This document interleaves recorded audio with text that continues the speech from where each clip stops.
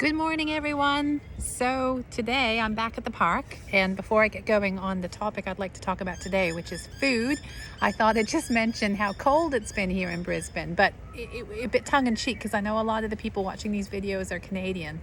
So you can see I'm here in a t-shirt, sitting in the sun. Quite a nice day, but Brisbane's been getting down to about 6 degrees overnight in some days over this last week, and the headlines in the news are things like Arctic freeze and unprecedented cold snap, those sorts of things. And I always, even 20 years later living here in Australia, get so amused at those sorts of sensational headlines, because I keep joking that Canadians think this sort of weather is swimsuit weather, but here it's June, and July is exact opposite to you guys in Canada in that that's our winter.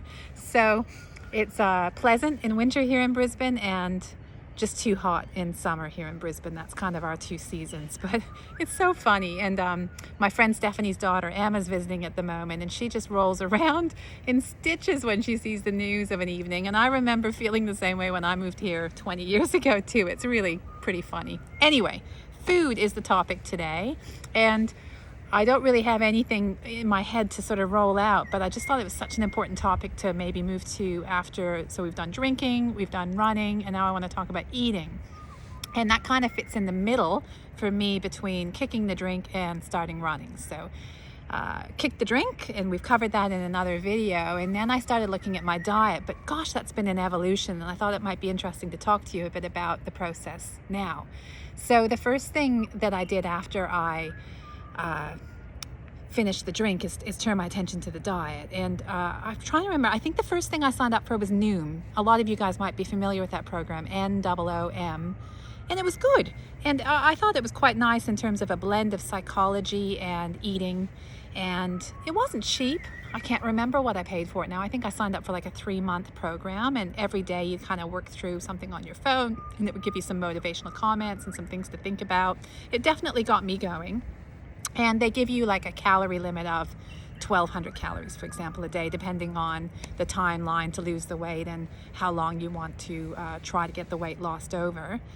So I did that for about 3 months, but after about 3 months, I found sort of the chirpy motivational comments and the educational content maybe less interesting than I did at the beginning. So I then moved over to using MyFitnessPal.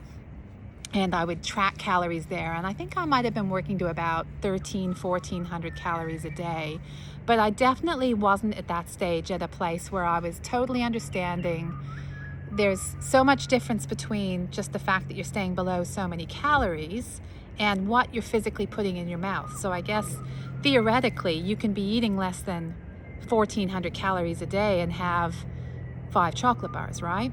Or you could have a very high sugar diet and still be losing weight and hitting your calorie content goals. And both MyFitnessPal and Noom definitely spend time about that. So it's not that they don't, but I wasn't quite there mentally myself yet. So I was very calorie restricted focus. And I know I'm not telling you anything that you don't know yourself, but here's the thing, is anytime you diet and you do it for a particular length of time, and then you go back to your old patterns once you've lost the weight, it's just going to come back, isn't it? And maybe many of you can relate to that story. I certainly can. I've yo-yo dieted my whole life. And there were kind of 3, I guess, pillars I've always kind of looked at for me, which was the alcohol consumption at one corner. The second was the food consumption, and the third was the exercise, right? And so if you're just changing the food, but you're not exercising and you're still drinking, or at least that was the 3 for me. I know this will be different for different people. As soon as, that the food goes back up, you're back to your old weight. And that really frustrated me for many years. And I felt like I could solve it somehow, or that I just had the dynamics wrong and I could tweak a little bit here and there. But the science doesn't lie, right? And you know that old saying about you can't out-exercise a bad diet. And maybe many of you are thinking, how has she decided to put all these videos up to say, I will never drink again, or I've lost this many pounds? Because those are big statements. And if she then starts to drink again, or if she gains the weight back, that's going to be a bit of egg on her face. And I would never do that myself, because, you can't go back. Like, once it's out in the public, it's out there, right? And look, I totally get that. And I've had those thoughts a lot over the last year and a half. And I've been kind of building up my courage to do these videos for that time. And that's what's been holding me back, right? Because I know this is a little bit look at me. And honestly, the intent isn't to brag. It's more to just say this is possible. And hopefully there'll be a few things you guys take out of these videos as well that you can incorporate into your life. So how am I so sure that I won't go back to some of those old habits? Well, I'm not totally sure, but I'm pretty sure. And here's the reason. I won't drink again. And I've explained to you in another video why I feel that way. And I've figured out food, I think, finally. And I'm going to continue exercising. Now, I know if I don't put alcohol in my mouth and I get out every day for some high heart rate exercise and I'm mindful about what I'm putting in my mouth, I can't fail.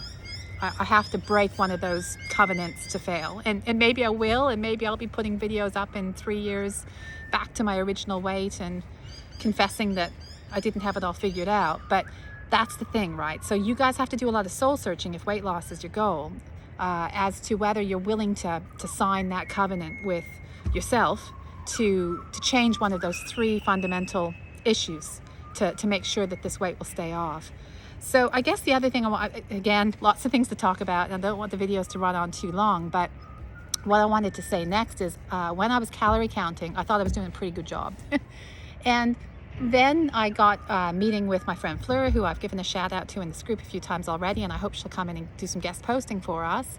And she had me keep a food diary because she's my health and wellness coach. And at that time, I'd gotten better with food. I hadn't mentioned this yet, but I decided about 3 or 4 months ago to go low sugar. I shouldn't say no sugar or sugar-free, because it's not at all. Like, I'm still using barbecue sauce or salad dressing or bread. Like, there's sugar in everything, but I'm trying to not put anything in my mouth I know that is got a lot of sugar in it, like cakes and cookies and processed foods. And read some books and went down a rabbit hole with that, and I'll do different videos about that. But so when I sent my food diary to Fleur, that had all happened. Like, I was sugar-free, and so I sent it off to her, and she then met with me the next week, and we looked at the diary, and she said she was shocked and horrified by my sugar intake still.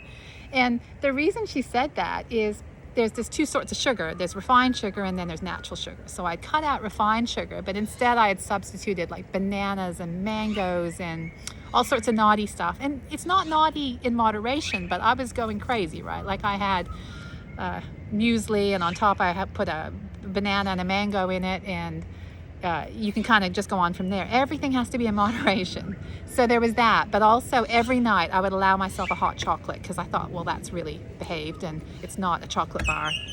But there's a lot of grams of sugar in a hot chocolate. So we had another chat, and she gave me some really practical tips, and maybe she'll come on and do a video for us in the future, and we can share some of those with you. But like, always have a handful of spinach on hand whenever you're eating lunch or dinner, and try and get a little bit of that spinach in, either cooked or just raw, into your mouth, because it's going to fill you up. And Noom's good at this too. They talk about the volume of a food relative to, there's the science that say that the more voluminous a food is, the more it fills up your stomach, because the stomach doesn't understand instantly nutritional content. It's really just looking to see if the contents of the stomach are filled, and if it is, it thinks it's full, right? So if you're putting lettuce and spinach and low calorie, high volume, or high, I guess, area foods in your body, then that's going to fill you up really quickly. So Fleur was saying, vegetables and those sorts of foods that are going to fill your stomach up. And she also got me onto overnight oats, which I'll do another post on, but gosh, they're amazing. So anyway, I had that meeting with Fleur, kind of got a grade of maybe a C or C- on that, and then had another think again about my diet. And thankfully that conversation happened about 2 months before this operation. So I was able then to have another think about my diet, and I reckon I came into this operation just fighting fit.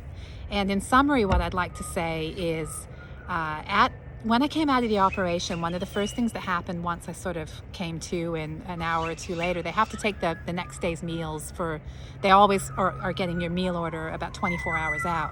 And the lady was in doing that thing I explained in the other video about all these choices, but they were like pasta and oh gosh, what else is sort of really heavy, like shepherd's pie, lasagna, those sorts of things. And I was hearing those things, and my body was just going, oh, like, it made me want to be sick. But when I was thinking about things like lettuce and tomato and cucumber, I was just lifting. Like, that was just sounding so tasty, right? Because everything tastes different when you eat well and you cut out sugar, and that takes months and months. And gosh, the epiphanies, that was another epiphany for me, in that how I can get sometimes, like, when someone says to you, I've got a chocolate bar, and instantly you get the dopamine rush thinking about the food. You're like, oh, chocolate, and that's what makes you happiest. It's actually not putting the chocolate in your mouth. It's similar to drinking. They reckon most of the payoff happens when you think of the drink, not when you actually have the drink itself. Well, it's similar, to this analogy here. I was thinking of salad and vegetables, and I was getting that reaction to that normally you traditionally get to the heavier or the more processed foods. Isn't that amazing? I thought that was so incredible. And that's just been a result of a few months of really mindful eating, and the body just finally telling me what it needs to make it healthy. So hopefully there's a few tips in there for you, and I'll see you tomorrow. Take care. Bye.